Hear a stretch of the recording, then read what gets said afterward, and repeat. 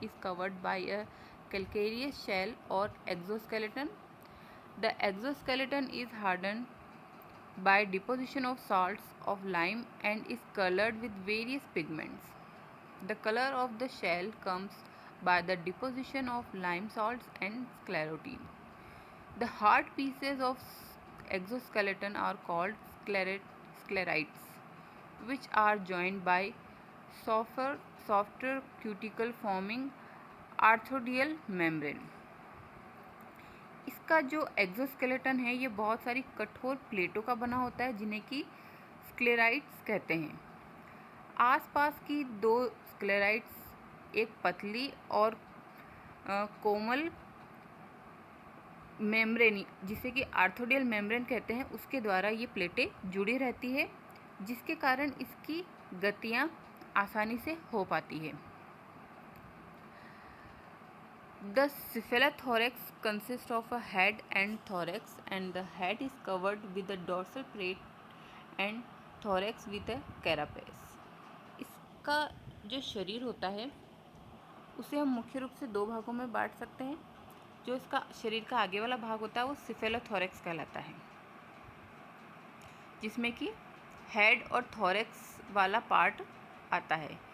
इस भाग पर एक डॉर्सल प्लेट पाई जाती है और थोरैक्स जो होता है वो कैरापेस के द्वारा ढका होता है। इस चित्र में जैसे कि हम देख सकते हैं कि पैलिमोन के शरीर का जो बाहरी आवरण है वो इसमें दिखाई दे रहा है और इसके शरीर के जो विभिन्न भाग है वो भी हम इसमें स्पष्ट रूप से देख सकते हैं। इसके शरीर के आगे वाले भाग को सिफेलोथोरेसिक भाग जिसे कहते हैं वो आगे वाला भाग होता है और इसका मध्य वाला जो भाग होता है वह एब्डोमिनल भाग कहलाता है। इस पर पाई जाने वाली ये जो प्लेटें होती हैं जिसके बारे में अभी हमने बात की थी उसके अनुसार ये दो भागों में इसे हम बांट सकते हैं। ये होती है सिफेलोथोरेसिक स्क्लेराइट्स और एब्डोमिनल स्क्लेराइट्स। सिफेलोथोरेसिक स्क्लेराइट्स क्या होती है? All the cephalothoracic sclerites form a single large and continuous dorsal shield which extend over the head as a laterally compressed starred process called the rostrum। अर्थात जो सिफेलोथोरैक्स का dorsal और उसके आसपास पाई जाने वाली जो स्क्लेराइट्स है वो आपस में जुड़कर एक डॉर्सल शील्ड बनाती है। इस डॉर्सल शील्ड का अगला भाग जो होता है वो डॉर्सल प्लेट कहलाता है और ये सिर के ऊपर एक प्रकार से दांतेदार संरचना बनाता है जो कि रोस्ट्रम की तरह आगे बढ़ जाता है। रोस्ट्रम के आधार के दाएं बाएं एक एक ऑर्बिटल नोच होती है जिसमें कि एक संवृत संधित और गतिशील संयुक्त नेत्र यानी कि आई कंपाउंड आई यहाँ पर उपस्थित होता है। प्रत्येक नेत्र कोटर खांच के पीछे और नीचे दो आउटग्रोथ्स पाई जाती है जिसमें आगे की ओर एंटेनल स्पाइन और पीछे वाला जो होता है उसे हिपेटिक स्पाइन कहते हैं। एब्डोमिनल स्क्लेराइट्स जो होती है उसमें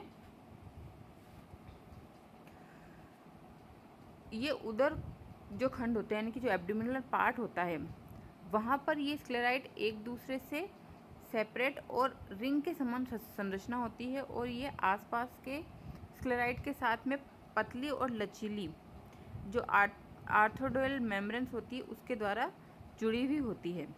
each abdominal segment is covered by separate sclerites which are joined with each other by arthodial membrane and each sclerites is composed dorsally by tergum, ventrally by narrow bar like plate sternum and two flap like lateral plates pleura।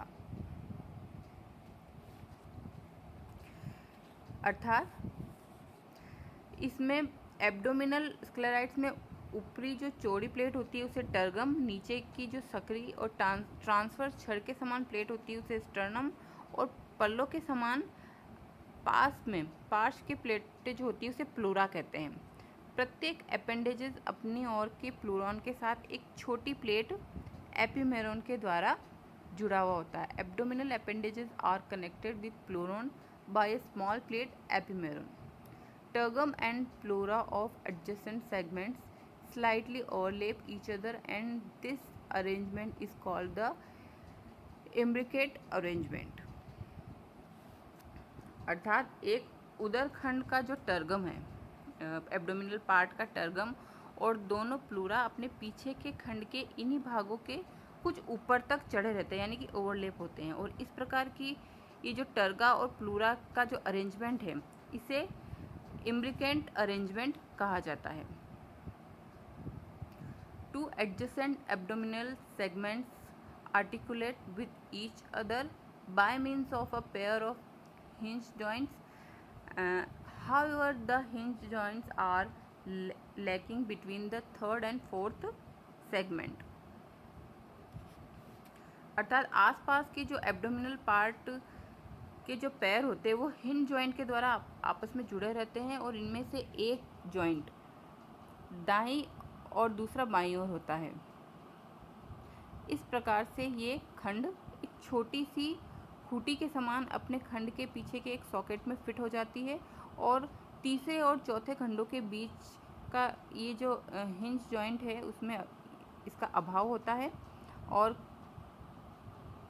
खंडों के बीच जो आर्थोडियल membranes और जो ये joints है, इनके कारण abdominal part एक दूसरे पर केवल ऊर्ध्वाधर दिशा में ही ये गति कर पाते हैं। Two adjacent abdominal segments articulate with each other by means of a pair of hinge joint. The dorsal plate and carapace are completely fused to form a continuous dorsal shield, and the dorsal shield is produced in front into a rostrum which is laterally compressed and is serrated. At the base of rostrum on the either side is an orbital notch which accommodates the stalk of compound eye।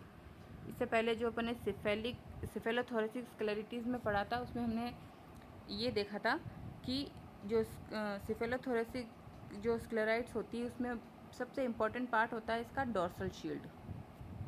ये मिलकर dorsal shield बनाते हैं।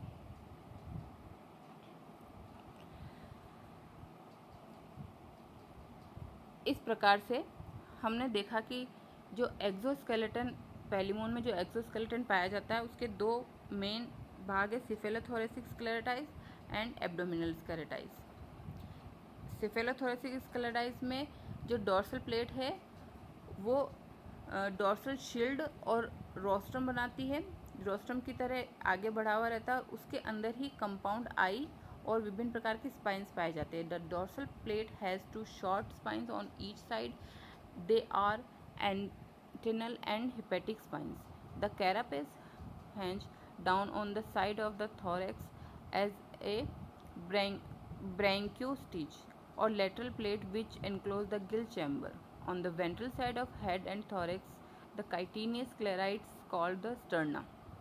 The cephalothorax is joined to the abdomen by a calcified hardened arthroidal membrane.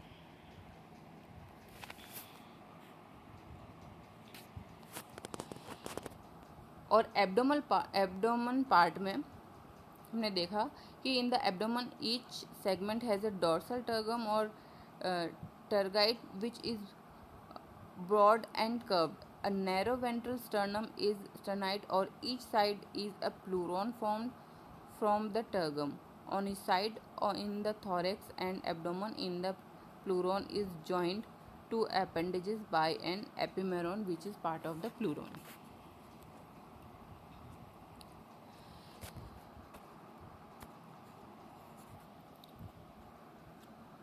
Thank you.